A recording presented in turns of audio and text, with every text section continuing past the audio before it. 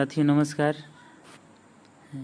कनिष्ठ विश्लेषक खाद्य की जो वैकेंसी है, इसमें जो लोग सेलेक्ट हुए हैं, सबसे पहले जो लोग डीबी में सेलेक्ट हुए हैं उनको कांग्रेचुलेशंस। डीबी के लिए जो 4 प्रपत्र हैं उसमें कैसे भरा जाए, ये सबसे बड़ा कन्फ्यूजन रहता है। तो इस वीडियो में हम आज जो है डीबी का फॉर्म कैसे फिलअप किया जाए, इससे संबंधित जानकारियाँ दी जाएंगी। तो इस वीडियो को पूरा देखिएगा आप लोग। अगर कहीं कन्फ्यूजन हो तो कमेंट करके ज़रूर बताइएगा, कमेंट के माध्यम से उसका हल दिया जाएगा। सबसे पहले प्रपत्र 1 में जो है, यहाँ से पहला नंबर है पद या सेवा का नाम जिसमें आप आवेदन कर रहे हैं।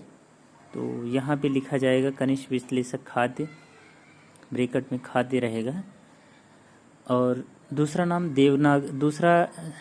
दूसरे नंबर पे जो है देवनागरी लिपि में अपना हिंदी में नाम लिखना है, तो हिंदी में लिखना है। नीचे आपका नाम इंग्लिश में लिखा रहेगा। और तीसरे नंबर पे है अभ्यर्थी का पत्र व्यवहार का पता जो है, यहाँ पे गांव का नाम, पोस्ट, जिला का नाम और पिन कोड भी लिखना पड़ेगा इसमें। चौथे नंबर पे है ग्राम, नगर, जिला तथा राज्य का नाम जहां अभ्यर्थी अस्थायी निवासी है। इसमें भी सेम वही रहेगा, लेकिन जिला और राज्य का नाम भी लिखना पड़ेगा आपको। पिन कोड भी लिख दीजिएगा, कोई दिक्कत नहीं है। जन्म तिथि आपको यहाँ पे अंकों में पहले से लिखी रहती है, उसके नीचे आपको शब्दों में लिखना पड़ता है, आप शब्दों में लिख दीजिएगा। जैसे इसमें 12 मई 1997 लिखा गया है, तो आप ऐसे ही लिख दीजिएगा। छठवें ऑप्शन पे है कि अभ्यर्थी के पिता या पति का, महिला अभ्यर्थियों के लिए पति का नाम वगैरह रहेगा। अभ्यर्थी का पिता का नाम रहेगा तो क ख ग करके घ करके है, तो इसमें क के सामने पिता का नाम और ख में पिता का जन्म स्थान, तो गांव का नाम, पोस्ट, जनपद जो भी हो वो सब लिख देना है। गांव का नाम और जिला का नाम लिख दीजिए, अगर ना समझ में आए तो कोई दिक्कत नहीं है। अभ्यर्थी के पिता का पता, पूरा पता इसमें लिखना है, इसीलिए स्पेस भी दिया गया है उस हिसाब से। और अभ्यर्थी के पिता ने क्या अपनी राष्ट्रीयता बदली है, तो अगर बदली है तो हाँ, अगर नहीं है तो नहीं, कोई दिक्कत नहीं है, इसमें नहीं कर दीजिएगा। और 7वें नंबर पे है क्या अभ्यर्थी अथवा अभ्यर्थी के पिता का जन्म अथवा अधिवास से भारतीय नागरिक हैं, नहीं तो पूरा विवरण दें और आवश्यक प्रपत्र भी संलग्न करें। अगर अभ्यर्थी इनके पिता जो हैं इंडियन ओरिजिन के हैं या भारतीय नागरिक हैं, तो यहाँ पे हाँ लिखना पड़ेगा। अगर नहीं है तो नहीं है तो उसका पूरा विवरण या प्रमाण पत्र भी देना पड़ेगा आपको, क्योंकि आप यहाँ के नागरिक कैसे हो गए फिर, तो यहाँ पे हाँ करना पड़ेगा। और 8वें नंबर पे है तो क्या आरक्षण आप लेना चाहते हैं, इस संबंध में है। अब तो अगर हाँ EWS ले रहे हैं, EWS हैं तो आप हाँ कर दीजिए। EWS OBC SC ST महिला हैं तो आप हाँ कर दीजिएगा। वर्ग जाति में इस सब ऐसे ही भर दीजिएगा। अगर OBC हैं तो OBC, EWS हैं तो EWS और जाति का नाम ऐसे ही लिख के इसमें कर दीजिएगा। ख में है कि आप उम्र सीमा में अगर छूट चाहते हैं, अगर दी गई उम्र सीमा, विज्ञापन संख्या में जो उम्र सीमा दी गई है, अगर उसके अंतर्गत आप छूट चाहते हैं तो हाँ कर दीजिए, नहीं तो नहीं। ध्यान रहे कि अगर आप हाँ को काट रहे हैं, नहीं है तो आप नहीं मेंशन कीजिए। कई बार ऐसा होता है कि कुछ लोग टिक कर देते हैं कि हाँ ये हाँ वाला हम चाहते हैं, तो उनको हाँ लिखना पड़ता है। आप सबसे सही रहेगा कि आप नहीं वहाँ पे मेंशन कर दीजिए। अगर हाँ है तो हाँ मेंशन कर दीजिए, अगर नहीं है तो नहीं काट के उसको नहीं छोड़ के हाँ को लिखना पड़ेगा आपको। अगर आप विवाहित हैं तो हाँ को काट दीजिए, विवाहित है को हाँ रहेगा, नहीं को काट दीजिए।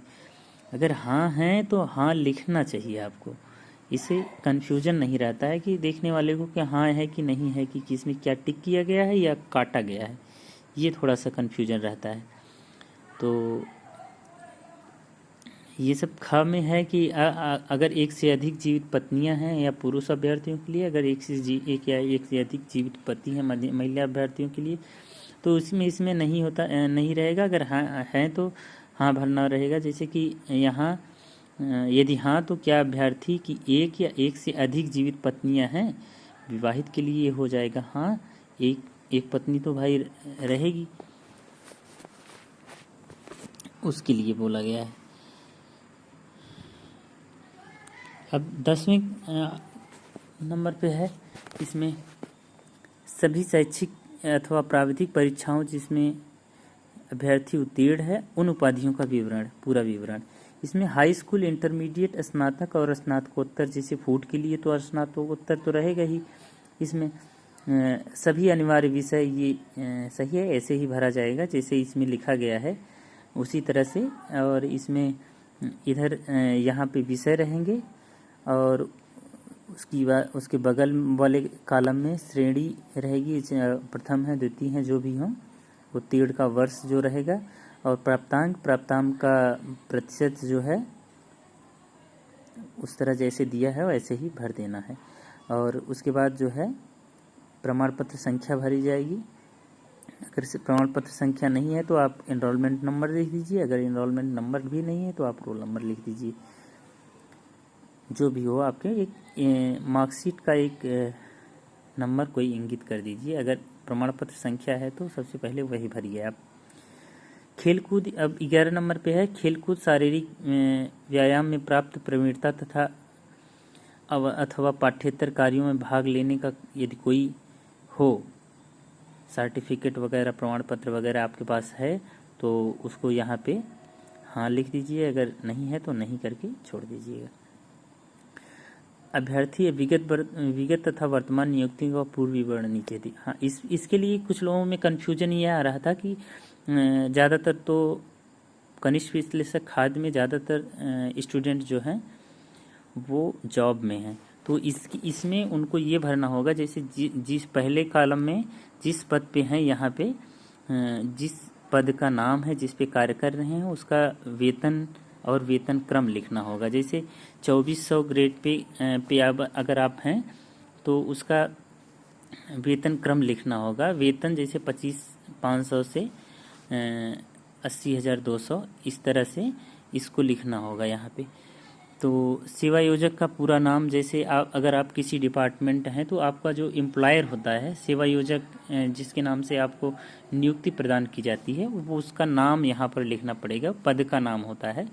जैसे मोस्टली कमिश्नर लेवल के अधिकारी होते हैं या आपके डिस्ट्रिक्ट लेवल या ब्लॉक लेवल पे अधिकारी हैं तो यहाँ पे उनका नाम लिखना पड़ेगा। जैसे आपका एम्प्लॉयर जो आपको एनओसी जिससे आप प्राप्त करेंगे, सबसे मेन वही मान लीजिए जिससे एनओसी मिल रहा है आपको, वहाँ उसके पद का नाम लिखा जाएगा। जैसे आपको डीएम एनओसी दे रहे हैं तो जिला अधिकारी इस तरह लिखा जाएगा। जिस जिले में है जिला अधिकारी आजमगढ़, इस तरह रहेगा। जैसे आजमगढ़ में आप कार्यरत हैं तो जिला अधिकारी अगर दे रहे हैं तो जिला अधिकारी आजमगढ़। तो प्रवेश की तिथि में, अगले कॉलम में प्रवेश की तिथि में आपने जब ज्वाइन किया है उस डिपार्टमेंट को तब वो तिथि यहाँ पे लिखा जाएगा। और नियुक्ति का स्थान जिस जिले में आप कार्यरत हैं, मान लीजिए अगर आप आजमगढ़ में कार्यरत हैं तो यहाँ पे नियुक्ति का स्थान लिख दीजिएगा। नियुक्ति का स्थान आजमगढ़ के किसी ब्लॉक में कार्यरत हैं या सब डिस्ट्रिक्ट में कार्यरत हैं तो उसका नाम और डिस्ट्रिक्ट भी दोनों लिखा जाएगा। लास्ट वाले कॉलम में कन्फ्यूजन ये रहता है लोगों का कि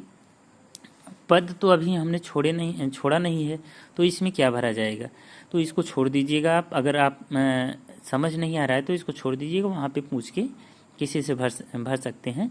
यहाँ पे ये लिख सकते हैं कि मतलब अब तक कार्यरत यहाँ पे भर सकते हैं, कोई दिक्कत नहीं। और 13 नंबर कॉलम में आ जाएंगे तो ये अनिवार्य तथा अधिमानी अर्हताओं से संबंधित विवरण है। तो सबसे पहले कि इसमें अनिवार्य अर्हताएं का वो सब भरा जाएगा। जैसे कोर्स का नाम, जैसे कि आप सबसे पहले तो अनिवार्य अर्हता इसमें कनिष्ठ विश्लेषक खाद्य में मास्टर डिग्री मांगी गई, तो सबसे पहले एमएससी का वो सब भरा जाएगा। डिग्री का सीरियल नंबर या रोल नंबर जो भरा जाएगा उसकी प्रमाण पत्र संख्या भरी जाएगी। उसके बाद आप पोस्ट ग्रेजुएशन का भरेंगे और हाई स्कूल का भरेंगे, इंटर का कोई ज़रूरी नहीं है इसमें। यह है कि पहले नंबर पे आप मास्टर डिग्री वही भरेंगे, एमएससी वगैरह जो आप किए हैं, फूड से हों चाहे MSc केमिस्ट्री से हो, वही भरा जाएगा। और अधिमान्य अर्हता में आप सबसे पहले देखेंगे कि इसमें सर्टिफिकेट जो इसके पहले यहाँ पे सर्टिफिकेट दिया गया था NCC का, हाँ नीचे NCC का सर्टिफिकेट यहाँ पे, ये अभ्यर्थियों के लिए अगर आप 2 साल सेवा किए हैं या NCC सर्टिफिकेट आपका, तो ये अधिमान्य अर्हता मानी जाती है। यहाँ पे उसका नाम लिखना पड़ेगा और यहाँ पे प्रमाण पत्र संख्या भरी जाएगी, ये भर सकते हैं आप। अगर NCC लिए हैं तो यहाँ पे प्रमाण पत्र संख्या NCC लिख के यहाँ पे भर दीजिएगा 1 नंबर में, या और कोई अधिमान्य अर्हता हो तो आप उसको भर के प्रमाण पत्र संख्या यहाँ पे मेंशन कर सकते हैं। 14 नंबर कॉलम में है कि टेरिटोरियल सेना में कम से कम 2 वर्ष की सेवा की हो। अगर अब आपने किया है सेवा तो वहाँ पे सर्टिफिकेट लेना होता है, सर्टिफिकेट आपको मिलता है। अगर किया है तो हाँ, नहीं तो नहीं, और अगर किया है तो प्रमाण पत्र संख्या भी मेंशन करना पड़ेगा आपको। 14 में दूसरे कॉलम पे है कि NCC का भी सर्टिफिकेट प्राप्त किया हो। जैसे कि फॉर्म भरते समय भी ऐसा मांगा जाता है कि अधिमान्य अर्हता से संबंधित कि आपने अगर NCC सर्टिफिकेट लिया है तो यहाँ पे हाँ कर दीजिएगा और इसका प्रमाण पत्र संख्या जो है आगे भर दीजिएगा। अगर नहीं है तो आप हाँ को काट के नहीं लिख दीजिएगा वहाँ, जैसे यहाँ पे लिखा गया है ऐसे ही भरना है आपको। 15 नंबर कॉलम में है कि जैसे कि आपके पास कोई केस हो या आपको कभी आयोग द्वारा डिबार किया गया हो परीक्षा से संबंधित, या आप कि कोई इसी राज्य की सेवा में है, गवर्नमेंट जॉब में है, उसको एक तरह से आपको डिमोशन किया गया हो, इस तरह से अगर ऐसा कुछ किया गया हो, पद से हटाया गया हो, तो उसको यहाँ पे लिखना पड़ेगा। ज़्यादातर केस में नहीं है, यहाँ पे भरा गया है वही आप भर दीजिएगा अगर ऐसा कुछ नहीं है तो। 16 नंबर कॉलम में कई लोगों का ये कन्फ्यूजन रहता है कि कौन सी रसीद लगेगी, 200 वाली कि 25 वाली। तो जैसा कि यहाँ पे 25 वाला लिखा गया है, आवेदन परीक्षा शुल्क दोनों लिखा गया है। तो अगर आपके पास 25 रुपये की ये आवेदन फीस है, आपने इस फॉर्म के लिए आवेदन किया था तो वो 25 रुपये लगा था, और परीक्षा शुल्क जो है वो 200 रुपये लगा था। आपके पास जो भी हो यहाँ पे एक ही मेंशन करना है। जैसे यहाँ पे 25 रुपये मेंशन किया गया है, 25 रुपये की रसीद या उसका जो ट्रांजैक्शन आईडी है ये सब भरा गया है। तो आपके पास अगर 200 का है तो आप परीक्षा शुल्क को टिक कर दीजिएगा, आवेदन को काट के परीक्षा शुल्क की रसीद भर दीजिएगा, परीक्षा शुल्क को काट के अगर आवेदन की है तो आवेदन का भर दीजिएगा। यहाँ पे जो भी आपको मिले, एक कोई ज़रूरी नहीं है कि आपको 25 रुपये की ही रसीद लगेगी। अगर 25 रुपये की ये दोनों रसीद अगर आपको प्राप्त करना है, आपके पास नहीं मिल रही है, तो आप सबसे पहले जाइएगा अपना पेट लॉगिन कीजिएगा, या तो लॉगिन करके वहाँ से आपको मिल सकता है, नहीं तो आप double verification payment double verification mode में जाइएगा। वहाँ पे रजिस्ट्रेशन नंबर वगैरह डाल के अपना जो है डाउनलोड कर सकते हैं। दोनों रसीदें वहाँ पे आ जाएंगी, 200 की भी आ जाएगी, 25 की भी आ जाएगी, जो भी आपको डालना हो यहाँ पे डाल दीजिएगा।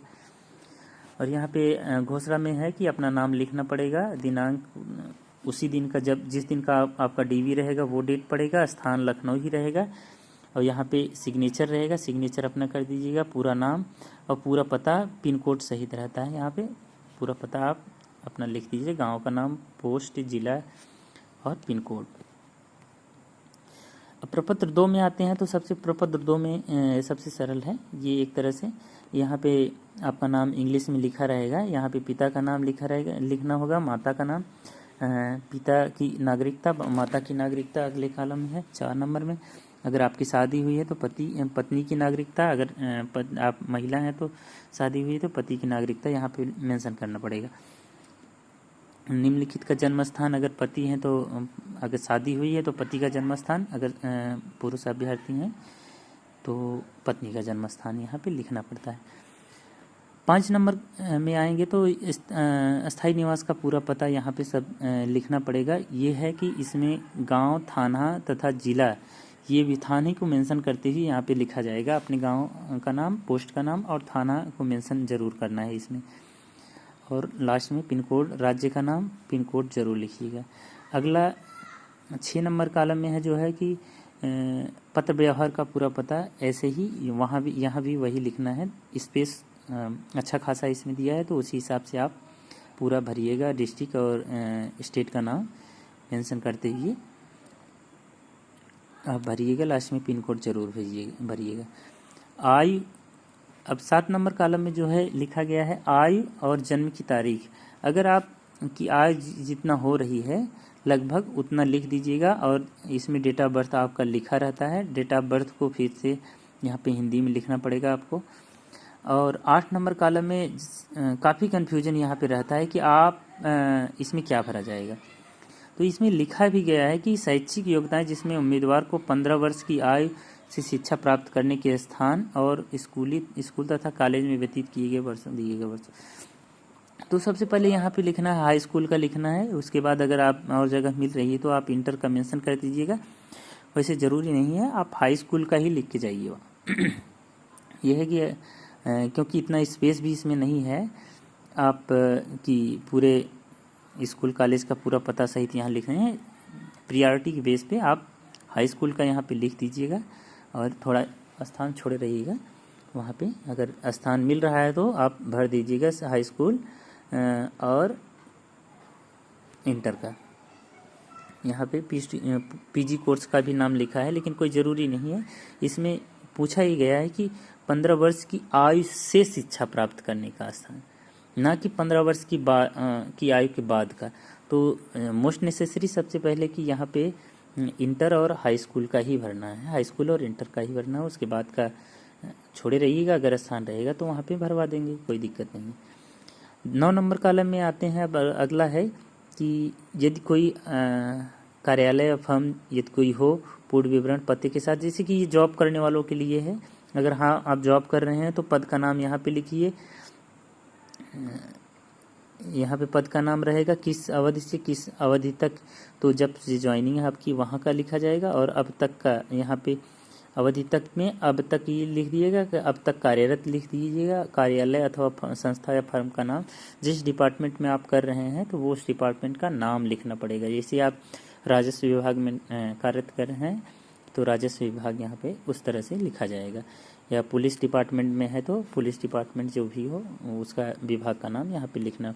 नौकरी छोड़ने का कारण में आप लिख दीजिएगा कि यहाँ पे अभी तो आपने छोड़ा नहीं है तो अब तक कार्यरत लिख दीजिएगा, छोड़ने का कोई कारण नहीं है। 10 नंबर कॉलम में ये न्यायालय अथवा वही सब जिसके पहले एक बार जो आया है वही लिखना था, तो यहाँ पे नहीं लिख दीजिएगा। आपको अगर गिरफ्तार वगैरह कभी किया गया हो तो अगर केस वगैरह किया हो तो हाँ उसको मेंशन करना पड़ेगा क्यों किया गया था। अगर नहीं है तो मोस्टली नहीं ही इसी तरह आप भर दीजिएगा। अगले जो है कि ये घोषणा है, मैं इस बात में इसमें कर्ता कर्ती आप महिला पुरुष के हिसाब से आप इसमें कट कर दीजिएगा। और स्थान दिनांक जिस दिन आपका डीबी हो स्थान में लखनऊ ही रहेगा। इसमें सिग्नेचर नाम और एड्रेस में पूरा एड्रेस रहेगा, गांव का नाम, पोस्ट, जिला, स्टेट भी लिख दीजिएगा। उसके बाद पिन कोड। अब आते हैं प्रपत्र 3 में। प्रपत्र 3 में क्या है कि ये एक ही पेज का है शायद। तो इसमें नाम तो इंग्लिश में लिखा रहता है, पहला जो है इसमें हिंदी में नाम लिखना पड़ेगा आपको। उसके बाद जो है पिता का नाम लिखना पड़ेगा, डेट ऑफ बर्थ आपकी लिखी रहेगी, उसको हिंदी में लिखना रहेगा। अस्थाई पता आपको स्टेट के नाम सहित याद रखिएगा। जब जहाँ भी आप अगर पोस्टल या अस्थाई पता लिखते हैं उसमें स्टेट का नाम ज़रूर मेंशन कीजिएगा, पिन कोड लास्ट में ज़रूर मेंशन करिए। पत्र व्यवहार का पता अगर लिख पा रहे हैं तो वही सेम कर दीजिएगा, नहीं तो ऐसे ही कर दीजिएगा। पद का नाम जिसके लिए आवेदन किए हैं तो कनिष्ठ विशेषज्ञ खाद्य ज़रूर लिखिएगा।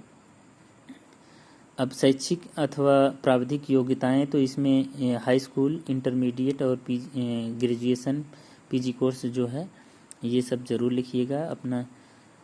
और परीक्षाएं जो उत्तीर्ण किए हैं आप, तो इसमें हाई स्कूल, इंटर और ग्रेजुएशन जैसे लिखे हैं तो इस तरह लिखेंगे तो बहुत ज़्यादा हो जाएगा। आप हाई स्कूल का ज़रूर लिखिएगा और अनिवार्य अर्हताएँ में इंटरमीडिएट लिखते रहें। पीजी कोर्स ज़रूर लिखिएगा, ग्रेजुएशन और पीजी कोर्स ज़रूर लिखिएगा इस तरह से।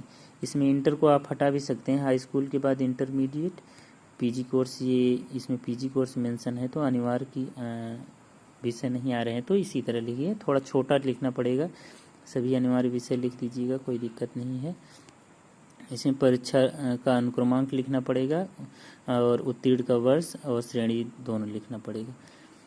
तो विगत एवं वर्तमान नियुक्ति का विवरण वही फिर से लिखना पड़ेगा। आप किस तिथि से कहीं पे अगर जॉब कर रहे हैं तो किस तिथि से अब तक तिथि तक, मतलब अगर जॉब कर चुके हैं अगर तिथि से, तो यहाँ वर्तमान में कार्यरत लिख दीजिएगा। जिस पद पर काम किया हो या पद का नाम लिखना पड़ेगा। नियुक्ति का स्वरूप अस्थायी था कि अस्थायी था। और वेतन क्रम, जैसे मैंने बताया कि वेतन क्रम जो होगा ग्रेड पे के हिसाब से अपना वो सब देख लीजिएगा, इसमें वही भरिएगा। जैसे 1800 ग्रेड 2000 ग्रेड पे है, 2400 या 2800 4200 जो भी ग्रेड पे हो। 4200 तो कम ही लोग आएंगे इसमें तो नहीं आना चाहेंगे, लेकिन 2800 या 2400 2000 वाले जो आएंगे वो अपना वेतन और वेतन क्रम जरूर देख के वही भरेंगे। अब आते हैं 24 चौथे प्रपत्र पे। तो सबसे बड़ा टास्क यही रहता है लोगों का, इसमें क्या भरा जाएगा। तो सबसे पहले देख लीजिएगा, यहाँ पे हाई स्कूल लिखा है, इंटरमीडिएट लिखा है, यहाँ पे इंटरमीडिएट लिखा है, यहाँ पे स्नातक लिखा है, यहाँ स्नातकोत्तर लिखा है।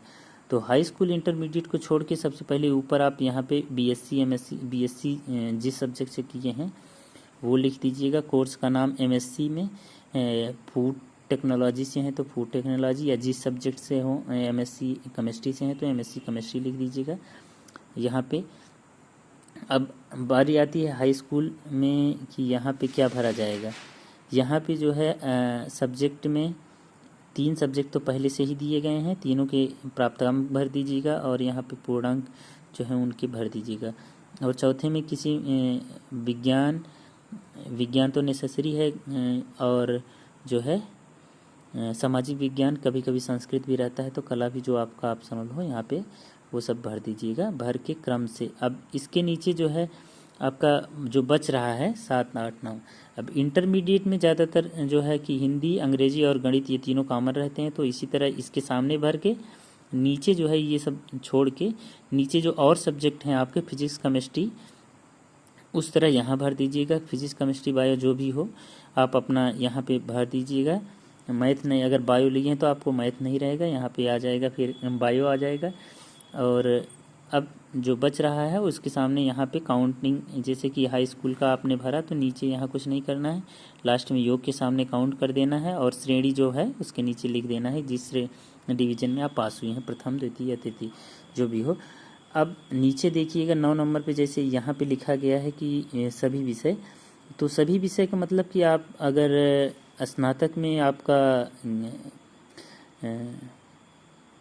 सेमेस्टर सिस्टम या ग्रेड पॉइंट सिस्टम है तो आप यहाँ पे 9 सभी विषय लिख के ग्रेजुएशन के सामने नीचे जो है यहाँ मत लिखिएगा इन सब विषयों के सामने, जहाँ आप सभी विषय लिखेंगे ग्रेजुएशन के लिए तो उसी के सामने लिखिएगा और ग्रेड पॉइंट लिख दीजिएगा अपना। अगर नंबर पाए हैं तो फाइनल ईयर का जो टोटल नंबर होता है यहाँ लिख के पूर्णांक लिख के यहाँ पे योग कर दीजिएगा।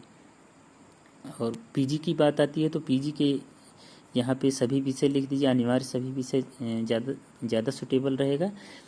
कोर्स में क्या कीजिएगा, कोर्स का नाम तो आप पहले से लिखे रहेंगे, यहाँ पे अपना ग्रेड पॉइंट वगैरह जो भी भरना हो यहाँ पे भर के नीचे जो है योग करके लिख दीजिएगा। अगर आपका परसेंटेज वाला सिस्टम है तो यहाँ पे टोटल नंबर और यहाँ पे टोटल नंबर और प्राप्तांक लिख के यहाँ पे योग कर दीजिएगा और श्रेणी अपना ज़रूर लिखिएगा और नीचे हस्ताक्षर ज़रूर कीजिएगा।